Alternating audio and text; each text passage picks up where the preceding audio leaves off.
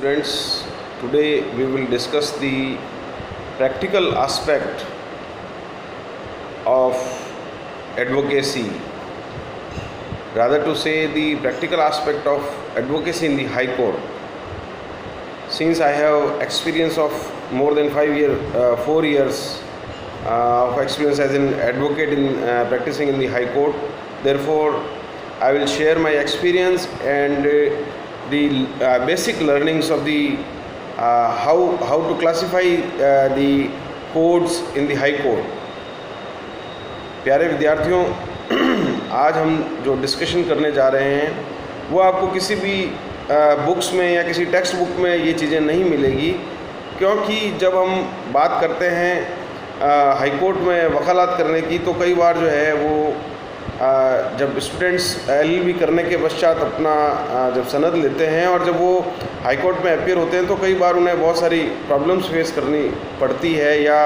Problems उनके सामने आती है, क्योंकि देखिए there is a difference between the law in books in law in action.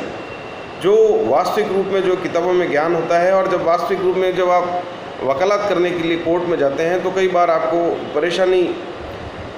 होती है, क्योंकि जो पुस्तकों में जो वास्तविक रूप में जो विधि का ज्ञान होता है और जो वास्तविक रूप में जो विधि का ज्ञान होता है उसमें बहुत अंतर होता है। इससे पहले मैंने आपको सेक्शन 2A में के एडवोकेट्स एक्ट 1961 में एडवोकेट की डेफिनेशन को बताया। उसके बाद मैंने आपको ये बताया कि भाई सीनियर एडवोकेट कौन होता है और एडवोकेट ऑन रिकॉर्ड कौन होता है। At the cost of repetition मैं आपको वापस बताता हूँ कि सीनियर एडवोकेट जो है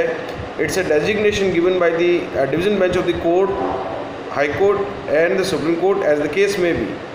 तो इस प्रकार से हाई कोर्ट और सुप्रीम कोर्ट के जो डिवीज़न बेंच है उनके द्वारा जो है वो सीनियर एडवोकेट को डेजिग्नेट किया जाता है। इट्स एन ऑनर, वो एक वास्तविक रूप में एक ऑनर है कि भाई वो जो है जब भी होगा वो ब्रीफ जो है वो अलोन नहीं लेंगे। जब वो आर्ग्यूमेंट करते हैं तो वो अकेले नहीं खड़े होते हैं, उनके साथ कोई जूनियर एडवोकेट खड़ा होता है और वो डायरेक्ट ड्राफ्ट या ब्रीफ नहीं लेते हैं, वो लीगल नोटिस नहीं देते हैं। तो ये एक्चुअल में उनके प्रति एक ऑनर है कि बाहर में जो है वो ऑनर है। और मैंने आपको ड्रेस कोड के बारे में जो है सीनियर एडवोकेट की ड्रेस कोड के बारे में बताया कि एक पीछे जो है वो एक फ्लिप होती है, जो गाउन होता है उस गाउन में जो है वो पीछे की ओर एक फ्लिप होती है। तो इस प्रकार से जो है सीनियर एडवोकेट को जो है डेजिग्नेट किया जाता है। आज जो हम जो बेसिक बात करते हैं कि भाई क्लासिफिकेशन ऑफ कोर्ट्स तो आपको CRBC के अंदर बताया गया है, लेकिन क्लासिफिकेशन ऑफ हाई कोर्ट्स या हाई कोर्ट्स में किस प्रकार से जो है वो क्लासीफाई किया जाता है, क्योंकि देखिए कई बार जो है वो हाई कोर्ट की जो वर्किंग होती है वो जो स्टूडेंट होता है जब वो वकालत करने जाता है तो उसको समझ में नहीं आता कि मैं वकालत हाई कोर्ट में जो है वो किस प्रकार से करूं, क्योंकि वो उसका जो हाई कोर्ट का जो क्लासिफिकेशन ऑफ कोर्ट है उसको नहीं समझ पाता है।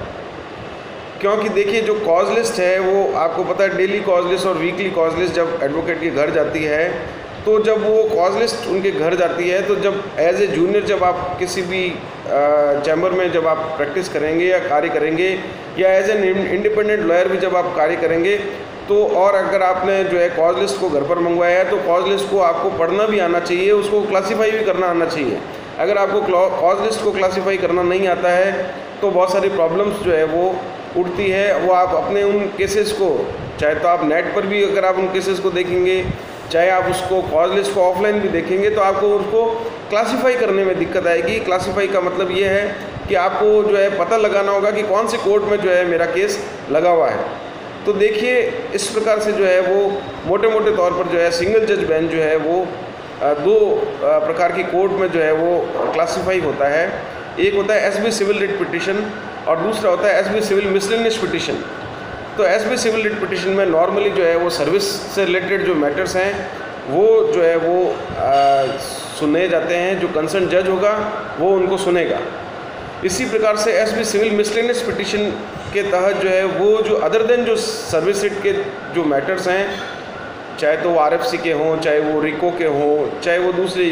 यूनिवर्सिटी से जो रिलेटेड मैटर्स हैं, उन सभी मैटर्स को जो है वो क्लासीफाई किया जाता है SB सिविल मिसलेनियस पिटिशन के तहत। तो इस प्रकार से जो है वो आपको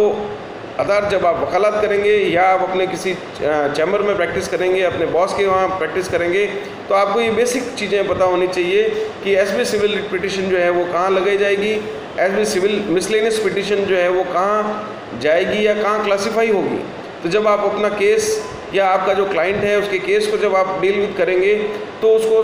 जो है वो देखेंगे कि अगर वो अदर देन सर्विस पिटीशन है तो वो एसबी सिविल मिसलेनियस पिटीशन के तहत जाएगा, और एसबी सिविल मिसलेनियस पिटीशन के तहत जाएगा तो आप जो कंसर्न जज है या जो उसके कंसर्न जज की जो कॉज लिस्ट है उस कॉज लिस्ट में उसको आप सर्च करेंगे। तो इस प्रकार से जो है ये चीज़ें बहुत आपके फ्रूटफुल होगी कि भाई आप जो है उसको कोर्ट में जो है किस प्रकार से क्लासिफाई करते हैं। इसी प्रकार से जो है वो इसकी अपील भी जो है डीबी स्पेशल अपील या डीबी सिविल रिट पिटीशन और डीबी क्रिमिनल अपील भी होगी। इसी प्रकार से जो है जो बेल है वो आपको एसबी क्रिमिनल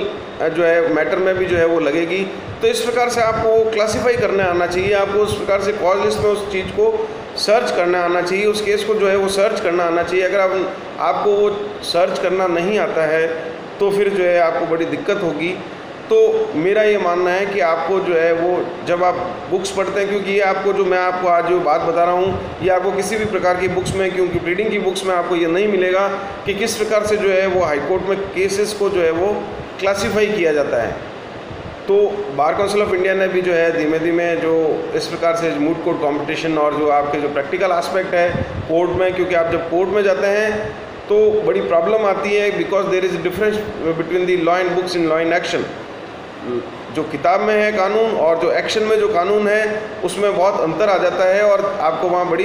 प्रॉब्लम्स आती है, बड़ी दिक्कत आती है। कई बार स्टूडेंट आके कहते हैं हमको तो वहाँ की वर्किंग समझ में नहीं आ रही है। वो वर्किंग इसलिए समझ में नहीं आ रही क्योंकि आपको जो है ये जो सबसे पहला जो चीज़ है, सबसे फाउंडेशन जो चीज़ है क्लासिफिकेशन ऑफ कोर्ट, या कोर्ट में जो है केसेस को किस प्रकार से क्लासिफाई किया जाएगा। जब आप प्रेजेंटेशन करते हैं वहाँ कोर्ट में अपने केसेस को, तो आपको उसको क्लासिफाई करना आना चाहिए कि अगर वो सर्विस मैटर का जो केस है तो उस पर एसबी सिविल रिट पिटीशन के तहत जो है आप उसको पेश करेंगे। अगर वो अदर देन सर्विस मैटर का है, जैसे कि मैंने आपको बताया रिको, आरएफसी या मान लीजिए दूसरे यूनिवर्सिटी का मैटर है, तो उसको एसबी सिविल मिसलेनियस पिटीशन के तहत जो है वो दायर किया जाता है। Thank you.